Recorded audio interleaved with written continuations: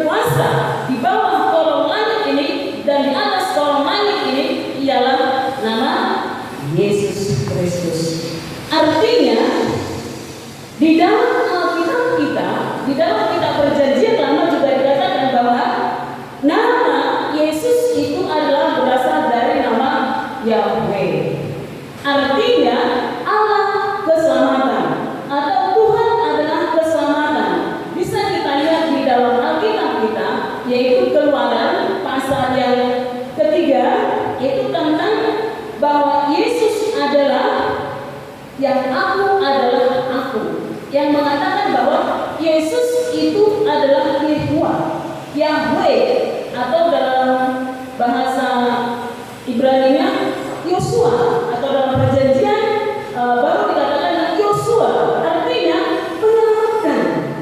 Jadi Bapak Ibu yang berkasih dalam Kristus Yesus, jika dikatakan dalam Keluaran 3:14 itu bahwa aku adalah aku, itu merupakan satu nama Allah bangsa Israel yang maha kuasa, yang berkuasa, yang berdaulat. Jadi sama juga itu dengan nama aku ada, dan aku adalah, aku itu adalah sama dengan nama Yosua, Yehovah atau Yosua dalam perjanjian baru Yosua, yang artinya menyelamatkan. Tuhan adalah keselamatan. Jadi nama Yesus merupakan nama yang cukup populer, ya, nama yang sangat dahsyat, nama yang penuh kuasa, ya, dari zaman ke zaman sampai detik ini, bahwa hanya di dalam nama Yesus itu ada kuasa, ya, ada kuasa. Bahkan dikatakan di dalam perjanjian lama, Yosua itu boleh dikatakan bisa memimpin bangsa Israel keluar dari tanah Mesir, ya, berarti membawa kemenangan. Dan dalam perjanjian baru bahwa Yesus itu merupakan Yosua, atau Yesus itu merupakan sebagai pemimpin, ya, pemimpin kemenangan umatnya untuk melawan daripada dosa. Makanya Allah mengutus, ya, Yesus untuk menyelamatkan kita. Allah mengutus, kenapa Allah mengutus? Karena manusia sudah jatuh ke dalam dosa, yaitu diambil dari Yohanes 3:17. Allah mengutus Yesus untuk menyelamatkan kita dari dosa. Jadi arti nama Yesus itu adalah Yahweh yang menyelamatkan, atau yang mengungkapkan misinya dan identitasnya sebagai juru selamat. Jadi Yesus, ya, artinya adalah penyelamat, ya, penyelamat yang diberikan Allah, yang memiliki kuasa Allah dalam pribadi Yesus Kristus. Nah, oleh karena itu Yesus itu terkait dengan karakternya, ya, sifatnya, kerendahan hatinya.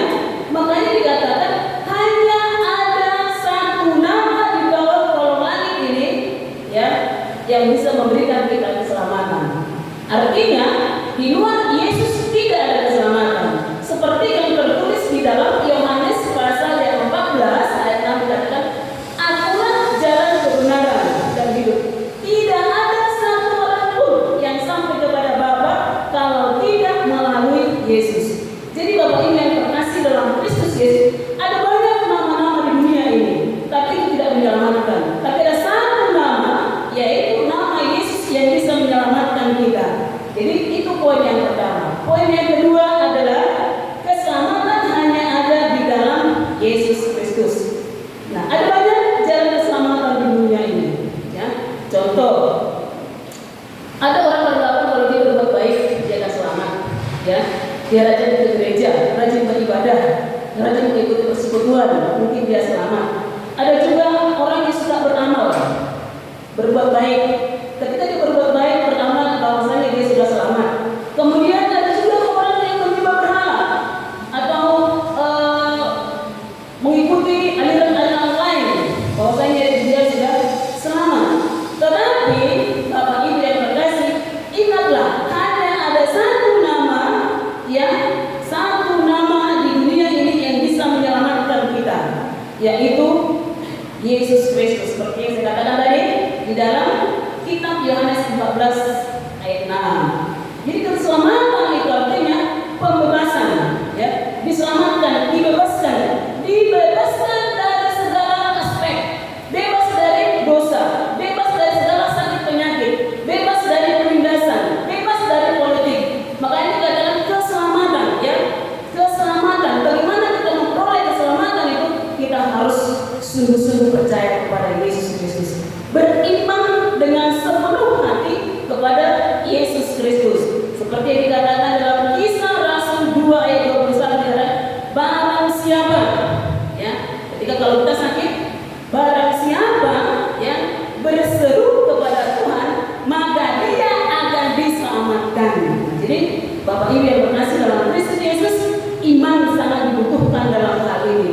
iman, kepercayaan kita sungguh-sungguh untuk mengimani, percaya kepada Yesus itu modal utama kita. Karena apa? Tanpa beriman, tanpa kita percaya, maka kasih karunia Allah itu tidak akan ada sama kita. Oleh karena itu Bapak Ibu yang berkasih dalam Kristus Yesus, ada beberapa hal alasan mengapa Yesus Kristus itu dimuliakan. Yang pertama, karena nama Yesus adalah satu-satunya yang bisa menyelamatkan kita. Nama Yesus mendasari seluruh tindakan orang Kristen. Artinya setiap lidah akan mengaku, setiap lutut akan bertelut untuk menyembah Yesus Kristus. Bahkan dikatakan di dalam nama Yesus dalam Filipi 2:15 ayat 10 sampai 15 dikatakan supaya dalam nama Yesus bertepuk seluruhnya. Artinya semua orang harus percaya kepada Yesus Kristus. Oleh sebab itu sebagai kesimpulan buat kita saat ini, bahwasanya sebagai orang Kristen harus benar-benar percaya kepada Yesus Kristus bahwa Dialah yang menyelamatkan kita.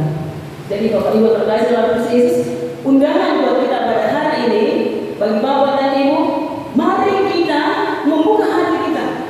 Mari kita sungguh-sungguh menyadari bahwa kita adalah manusia berdosa. Bahwasanya kita perlu diselamatkan. Karena apa? Karena kita tidak bisa menyelamatkan diri kita sendiri. Oleh karena itu kita butuh Yesus Kristus untuk menyelamatkan kita. Makanya kita harus sungguh-sungguh percaya dan kita harus benar